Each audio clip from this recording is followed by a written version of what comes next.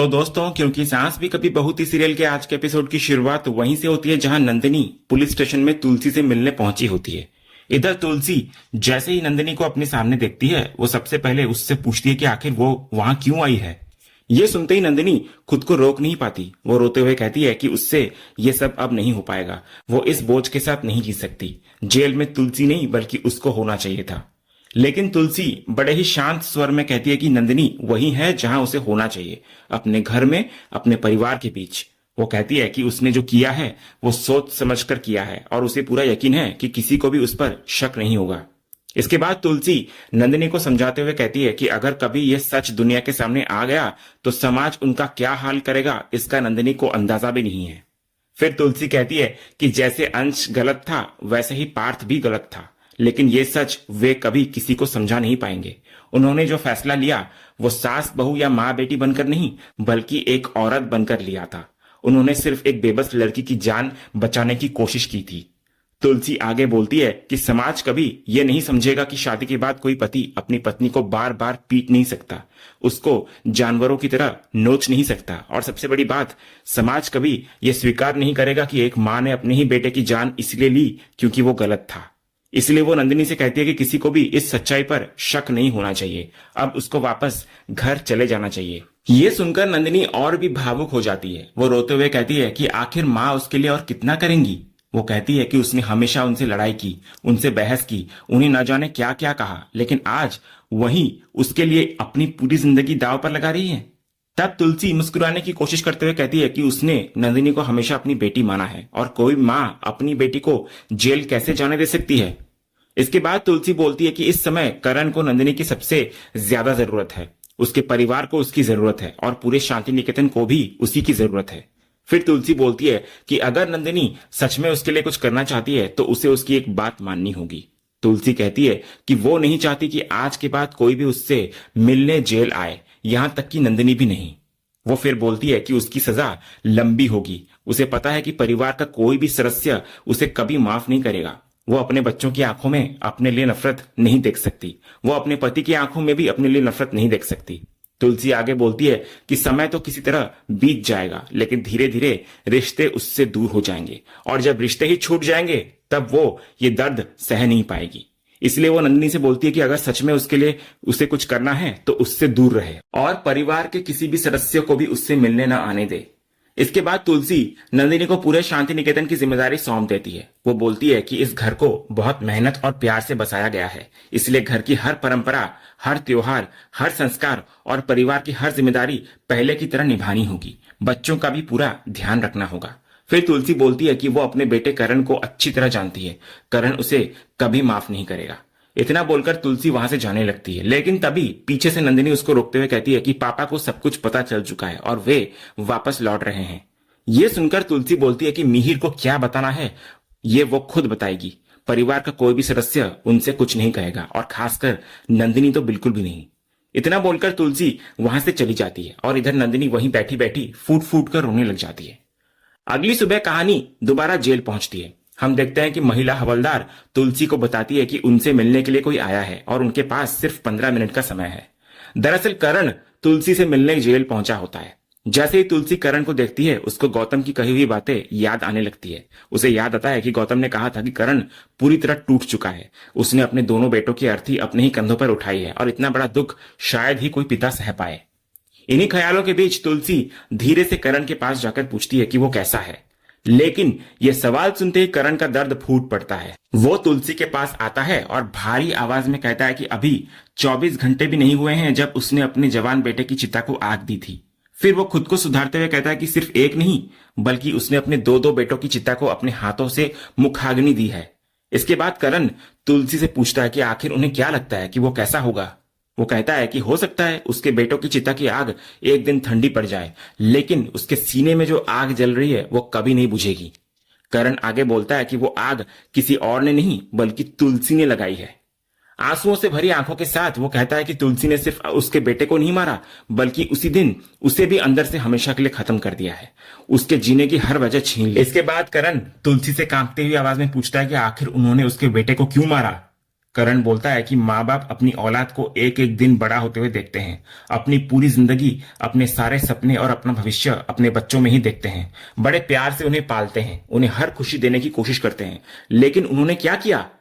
उनका बेटा पार्थ हमेशा के लिए इस दुनिया से चला गया और उसे किसी और ने नहीं बल्कि उसकी अपनी दादी ने मार दिया। इसके बाद करण और भी टूट जाता है। वो कहता है कि इससे अच्छा तो पार्थ अमेरिका में ही रहता।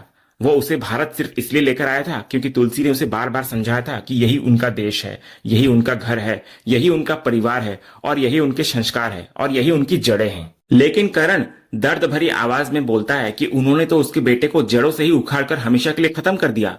वो फिर पूछता है क्या उन्होंने पार्थ को सिर्फ इसलिए भारत बुलाया था ताकि एक दिन उसे अपने ही हाथों से मार सके? करण फिर यही नहीं रुकता। वो कहता है कि पार्थ के साथ साथ रियांश भी इस दुनिया में नहीं रहा। उसे भी तो उन्होंने ही बुलाया था ना? क्या उसे भी इसीलिए बुलाया गया था कि उसकी भी जान चली जाए? तभी तुलसी धीरे से बोलती है कि रियांश को उसने नहीं मारा। लेकिन करण उसकी एक भी बात मानने को तैयार नहीं होता। वो कहता है कि वो उनकी बात पर कैसे यकीन करे, क्योंकि अपनी सफाई देने के लिए तो वो आज भी जिंदा है, लेकिन उसका बेटा पार्थ तो अब इस दुनिया में नहीं है कि वो अपनी बात कह सके। इसके बाद करण गुस्से और दर्द में बोलता है कि भगवान ऐसी मां किसी को भी ना दे। वो कहता है कि पहले अंश, फिर पार्थ और अब रियांश, आखिर वो और कितनी जाने लेंगी, कितने रिश्ते और उजाड़ेंगी? इतना कहते कहते करण पूरी तरह टूट जाता है। वो तुलसी का हाथ पकड़ता है और उसे अपने गले तक ले जाकर कहता है कि अगर उन्हें लोगों की जान ही लेनी है तो उसे भी मार दे, उसे भी खत्म कर दे। करण जोर जोर से रोते हुए चिल्लाने लगता है। तभी तुलसी उसका नाम लेकर कुछ कहना चाहती है, लेकिन करण उसे बीच में ही रोक देता है। वो उंगली दिखाकर बोलता है कि आज के बाद वो उसका नाम भी ना ले, क्योंकि आज से करण उनके लिए मर चुका है। उनके लिए अब उसका कोई अस्तित्व नहीं है।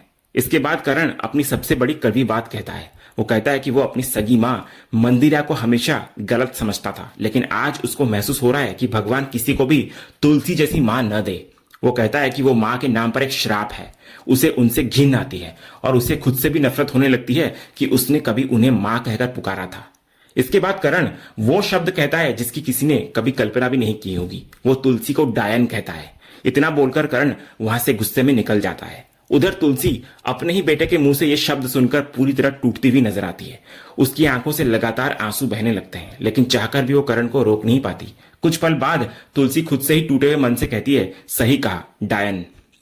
अगले सीन में कहानी शांति निकेतन पहुंचती है। हम देखते हैं कि डाइनिंग टेबल पर सभी के लिए खाना तैयार रखा होता है, लेकिन खाने की मेज पूरी तरह खाली होती है। घर का कोई भी मेंबर खाना खाने नहीं आया होता। ये देखकर गायत्री महाराज जी से पूछती है कि आखिर सब लोग कहां पर है? तो महाराज जी बताते हैं कि कोई भी खाना खाने नहीं आया। करण ने खुद को अपने कमरे में बंद कर लिया है। नंदिनी अपने कमरे में अकेली बैठकर रो रही है और बाकी परिवार के मेंबर भी अपने अपने कमरों में हैं। ये सुनकर गायत्री गहरी सांस लेते हुए कहती है कि इस समय घर का हर इंसान अपने अपने दुख से लड़ रहा है। हालात ऐसे हो गए हैं कि अब किसी का जीने का भी मन नहीं रहा। महाराज जी फिर बोलते हैं कि पूरा खाना बन चुका है, लेकिन किसी ने उसे हाथ तक नहीं लगाया। अब वो पूछते हैं कि इस खाने का क्या किया जाए? तो इस पर गायत्री बोलती है कि सारा खाना गरीबों में बांट दिया जाए। शायद उनकी दुआओं से इस घर के लिए भी कुछ अच्छा हो जाए, क्योंकि उन्हें नहीं पता कि अब ये घर पहले जैसा घर रह पाएगा भी या नहीं। दूसरी तरफ हम देखते हैं कि नियति अपना सामान लेकर शांति निकेतन छोड़कर जाने के लिए निकल रही होती है। तभी पीछे से गायत्री उसको रोकती है और हैरानी से पूछती है कि वो आखिर कहां जा रही है। इस हालत में घर छोड़कर जाने की क्या जरूरत है? वो नियति से रुक जाने की विनती करती है। तो इस पर नियति टूटे हुए दिल से उनसे कहती है कि आखिर वो किसके लिए रुके और क्यों रुके। वो कहती है कि पहले उसने अंश को खोया, फिर उसने अपने बेटे रियांश को खो दिया। इस घर ने उससे उसका सब कुछ छीन लिया। उसकी पूरी लाइफ बर्बाद हो चुकी है। ऐसे में उससे ये उम्मीद कैसे की जा सकती है कि वो अभी भी इस घर में रुकी रहे?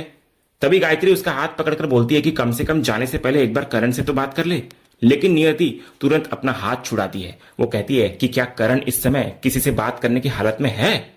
उसने अपने दोनों बेटों को खो दिया है। रियांश उसका सगा बेटा नहीं था, लेकिन उसने उसे हमेशा अपने बेटे की तरह पाला था। ऐसे में वो उससे आखिर क्या बात करे? नियति आगे कहती है कि सबसे बड़ी बात तो यह है कि करण को खुद भी नहीं पता कि आखिर खंडाला में क्या हुआ था। पार्थ ने रियांश को मारा या तुलसी ने पार्थ को मारा या फिर तुलसी ने ही दोनों को मार दिया। अभी तक किसी को पूरी सच्चाई नहीं पता। इसके बाद नियति अपने दिल का दर्द बाहर निकालते हुए कहती है कि इस घर में आकर उसने अपनी लाइफ की सबसे बड़ी गलती कर दी। उसे लगा था कि रियांश को इतने सालों बाद उसकी दादी का प्यार मिलेगा, लेकिन उसने कभी सपने में भी नहीं सोचा था कि वही दादी एक दिन उसके बेटे की मौत की वजह बन जाएगी। इसलिए नियति साफ कह देती है कि अब वो इस मनहूस घर में एक पल भी नहीं रुक सकती। वो कहती है कि जिस घर को एक खूनी औरत ने बनाया हो, वहां रहना अब उसके बस की बात नहीं है। अगर वो यहाँ पर और रुकी तो उसे लगेगा कि रियांश की आत्मा को कभी शांति नहीं मिलेगी। इतना बोलकर नियति अपना सामान उठाती है और हमेशा के लिए शांति निकेतन छोड़कर चली जाती है। पीछे से गायत्री उसे बार बार आवाज देकर रोकती रहती है, लेकिन नियति एक बार भी पीछे मुड़कर नहीं देखती। तभी उसी समय अचानक तेज हवाएं चलने लगती है। गायत्री खिड़कियां बंद करने के लिए आगे बढ़ती है, लेकिन तभी उनकी नजर आंगन में रखे तुलसी के पौधे पर पड़ती है, जो पूरी तरह सूख चुका होता है। उसको देखकर गायत्री की आंखें भर आती है। वो दुख भरी आवाज में कहती है कि सिर्फ रियांश और पार्थ की ही मौत नहीं हुई, बल्कि ऐसा लगता है कि जैसे पूरे शांति निकेतन की जिंदगी ही खत्म हो गई हो। अगले सीन में हम देखते हैं कि नंदिनी अकेली खड़ी होकर तुलसी की तस्वीर को देख रही होती है। आंसुओं से भरी आंखों के साथ वो कहती है कि तुलसी ने उसका अपराध अपने सिर ले लिया। उन्होंने कह दिया कि अब उसे पूरे घर की जिम्मेदारी संभालनी है, लेकिन वो ये सब कैसे संभालेगी। नंदिनी बोलती है कि उसके गुनाह की सजा तुलसी भुगत रही है और इस सच का बोझ लेकर वो आखिर कैसे जी पाएगी। उसके मुताबिक इस घर को संभालने का अधिकार तुलसी का था, जेल में उन्हें नहीं बल्कि उसे होना चाहिए था। इतने में पीछे से शोभा वहां आती है और नंदिनी को आवाज देती है। तो अचानक आवाज सुनकर नंदिनी घबरा जाती है। उसको लगता है कि कहीं शोभा ने उसकी बातें तो नहीं सुन ली, लेकिन अगले ही पल उसको समझ आ जाता है कि शोभा ने कुछ नहीं सुना।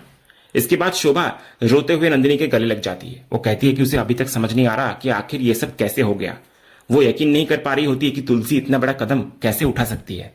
शोभा बोलती है कि वो जानती है कि तुलसी के दिल से अंश का दर्द कभी खत्म नहीं हुआ, लेकिन फिर भी आखिर ऐसी कौन सी बात हो गई कि उन्हें इतना बड़ा फैसला लेना पड़ा। इस पर नंदिनी सिर्फ इतना बोलती है कि अब अगर उन्हें सच्चाई पता भी चल जाए तो उससे क्या बदल जाएगा। जो लोग हमेशा के लिए चले जाए वे अब वापस तो नहीं आएंगे ना। तो तभी शोभा नंदिनी से पूछती है कि तुलसी की वजह से उनका बेटा इस दुनिया से चला गया, फिर भी क्या उन्हें तुलसी पर बिल्कुल भी गुस्सा नहीं आता।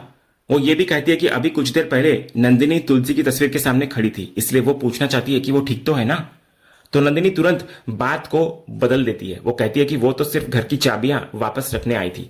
वो कहती है कि माँ ने घर की जिम्मेदारी उसे एक बहू होने के नाते सौंपी थी, लेकिन अब जब वो रिश्ता ही खत्म हो गया तो बहू होने की जिम्मेदारी भी खत्म हो गई। इतना बोलकर नंदिनी शांति निकेतन की चाबियां तुलसी की तस्वीर के सामने रख देती है और वहां से बाहर चली जाती है। लेकिन कमरे से बाहर आने के बाद भी उसके मन में बार बार वही बातें घूमती रहती है। उसको याद आने लगता है कि कैसे तुलसी ने उसके गुनाह की पूरी सजा अपने सर ले ली। आखिरकार वो एक कोने में जाकर खुद से बात करने लगती है। वो रोते हुए कहती है कि आखिर माँ ने उसे अपनी कसम क्यों दी, सच बताने से क्यों रोक दिया। अब उसी कसम की वजह से उसे पूरी सच्चाई अपने सीने में दबाकर जीना पड़ रहा है। आखिर में नंदिनी आंसुओं से भरी आंखों के साथ सिर्फ इतना कह पाती है कि आई एम सॉरी माँ। तो दोस्तों अगले सीन में हम देखते हैं कि तुलसी जेल में अकेली बैठी होती है। उसके सामने खाना रखा होता है, लेकिन वो उसे छूती तक नहीं है। वो गहरे सदमे में खोई हुई बस चुपचाप बैठी रहती है। तभी उसके साथ बंद एक दूसरी कैदी उसकी तरफ देखकर पूछती है कि आखिर वो खाना क्यों नहीं खा रही है, लेकिन तुलसी उसकी बात का कोई जवाब नहीं देती। वो बिल्कुल खामोश बैठी रहती है। जब काफी देर तक तुलसी कुछ बोलती नहीं तो वो कैदी उसका खाना अपनी तरफ खींच लेती है और खुद ही खाने लग जाती है। इसी बीच एक महिला हवलदार वहां आकर तुलसी को बोलती है कि उसके नाम एक चिट्ठी आई है। इतना बोलकर वो तुलसी के हाथ में एक खत थमा देती है। तुलसी जैसे ही उस चिट्ठी को देखती है वो पहचान जाती है कि वो खत मिहिर का है। चिट्ठी हाथ में लेते ही तुलसी मन ही मन सोचने लगती है कि ये मिहिर की चिट्ठी है, लेकिन वो तो खुद उनसे मिलने आने वाले थे। इसके बाद वो कांपते हाथों से चिट्ठी को खोलती है और उसको पढ़ना शुरू करती है। चिट्ठी में मिहिर लिखता है कि शायद तुलसी ये उम्मीद कर रही होगी कि वो उससे मिलने जेल आएगा, लेकिन अब वो इस उम्मीद को छोड़ दे, क्योंकि अब वो उसका चेहरा तक देखना नहीं चाहता। मिहिर आगे लिखता है कि सालों पहले जब तुलसी ने अंश को गोली मारी थी, तब उसने उसे समझा था, उसका साथ दिया था और उसके फैसले के पीछे की मजबूरी को स्वीकार भी किया था, लेकिन उस फैसले का दर्द उसके दिल में हमेशा जिंदा रहा। और अब पार्थ की मौत से उसी पुरानी जख्म को फिर से हरा कर दिया है तुलसी ने, बल्कि इस बार पहले से भी कई ज्यादा गहरा। मिहिर लिखता है कि चाहे परिस्थितियां कैसे भी रही हो, लेकिन किसी की जान लेने का अधिकार किसी इंसान को नहीं होता। वो कहता है कि तुलसी कोई भगवान नहीं है कि किसी की जिंदगी और मौत का फैसला करे। इसके बाद मिहिर लिखता है कि तुलसी के इस एक फैसले ने न जाने कितनी जिंदगियां बर्बाद कर दी है। नंदिनी का जीवन उजड़ गया, उसके बच्चों का भविष्य बिखर गया, पूरा परिवार टूट गया और सबसे ज्यादा करण बर्बाद हो गया। मिहिर लिखता है कि करण ने अपने दो बेटों को खो दिया है, अब वो कभी पहले जैसा नहीं हो पाएगा। वो ये भी लिखता है कि इस उम्र में वो खुद इतना बड़ा दर्द कैसे झेल पाएगा, इस बारे में तुलसी ने एक बार भी नहीं सोचा। आखिर में मिहिर लिखता है कि आज के बाद वो कभी भी तुलसी का चेहरा देखना नहीं चाहता। उसके मुताबिक जब परिवार की रक्षा करने वाला ही परिवार का विनाश करने लगे तो उसके साथ कोई रिश्ता नहीं बचता। ये चिट्ठी पढ़ते पढ़ते तुलसी पूरी तरह टूट जाती है। उसकी आंखों से लगातार आंसू बहने लगते हैं। इसके बाद उसके सामने मिहिर के साथ बिताए हुए जीवन के अनगिनत खूबसूरत पल घूमने लगते हैं। उसे अपने साथ बिताए हुए सुख दुख, साथ निभाने के वादे और वर्षों पुरानी यादें एक एक करके याद आने लगती हैं। आखिर में उसे वो खास पल याद आता है जब मिहिर ने उसका हाथ पकड़कर उससे 7 जन्म तक साथ निभाने का वादा किया था। और उसी याद के साथ तुलसी की आंखों से आंसू लगातार बहते रहते हैं। और इसी बेहद भावुक दृश्य के साथ आज का ये एपिसोड यहीं पर खत्म होता है। तो दोस्तों, आपको आज के एपिसोड का कौन सा सीन सबसे ज्यादा पसंद आया, हमें कमेंट बॉक्स में जरूर बताएं। अगर आप क्योंकि सांस भी कभी बहू के फैन हैं और कोई भी अपडेट मिस नहीं करना चाहते तो हमारे इस चैनल को सब्सक्राइब करना ना भूलें और बेल आइकन को भी जरूर दबाएं। हम मिलते हैं अगले एपिसोड के अपडेट के साथ। तब तक के लिए धन्यवाद।